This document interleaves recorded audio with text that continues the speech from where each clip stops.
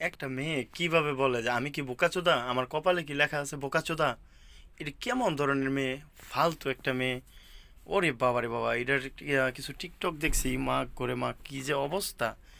তো এইসব মেয়েরা দেশের কি মানে ভালো কি নিয়ে আসবে? আমার তো মাথায় আসে না যে এইসব মেয়ে করে দিয়া দেশের ভালো কিছু আহ, আশা করা যায়। সব থেকে ভালো লাগছে আমার যে বাংলাদেশের সেনাবাহিনী, আমরা সারা বিশ্বের মধ্যে অন্যরকম একটা সেনাবাহিনী। কারণ বাংলাদেশের সেনাবাহিনী তাদের যে ভালোবাসা, সে ভালোবাসা সবাই মুখ পাগল না হয়ে পারে না। এই যে যে সেনাবাহিনী বাহিনীটি ধৈর্যের যে পরীক্ষা যাকে বলে, ওরে বাবা রে বাবা, অফুরন্ত ধৈর্যের পরীক্ষা দিছে এই ভাইটি, মানে বলার মতো না। সম্ভবত আমি জানি না, সোশ্যাল মিডিয়াতে দেখছি উনি ধৈর্যের পুরস্কারও পাইছে সম্ভবত।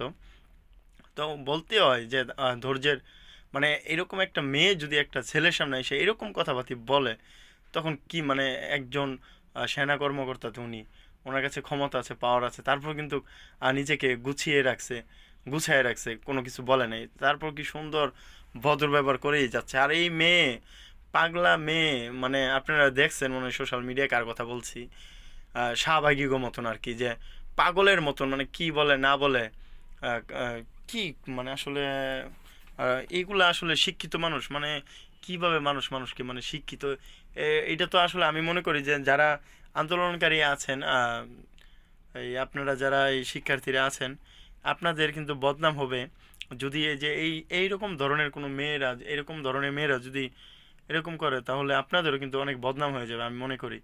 অতএব আপনারা কিন্তু আপনারা নিজেরাই পারেন এইগুলার দাম থামানোর জন্য। কারণ সারা বাংলাদেশের সোশ্যাল মিডিয়াতে আপনারা কিন্তু দেখছেন এই মেয়ে প্রচুর পরিমাণে টলের শিকার হচ্ছে।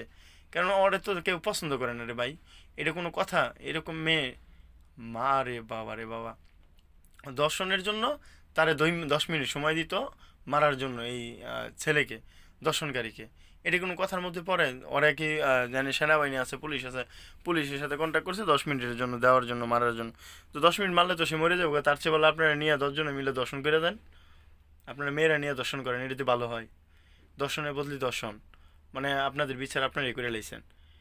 বাবা রে বাবা, দেশটা আসলে মানে কি বলে যে এখন সুযোগ পাইছে, এই সুযোগ পাইয়া মানে যা খুশি তাই করতেছে, বা সেনাবাহিনী পুলিশ তাদেরকে যা খুশি তাই বলতেছে।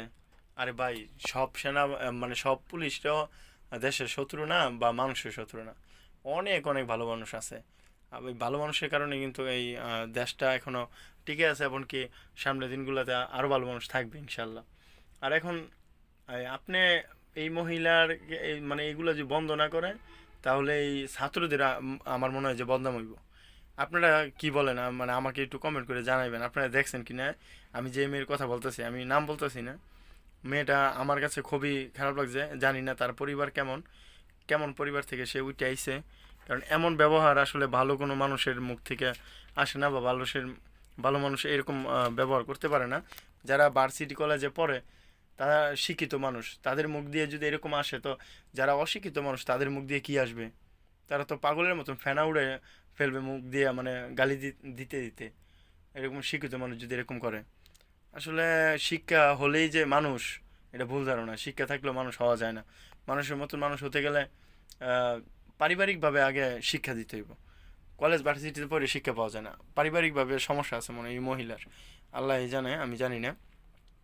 তো এই আর কি ছিল আমার কাছে খারাপ লাগছে এই মহিলার ব্যবহারে। আপনারা দেখছেন সোশ্যাল মিডিয়াতে ওরে সবাই টলের শিকার করছে।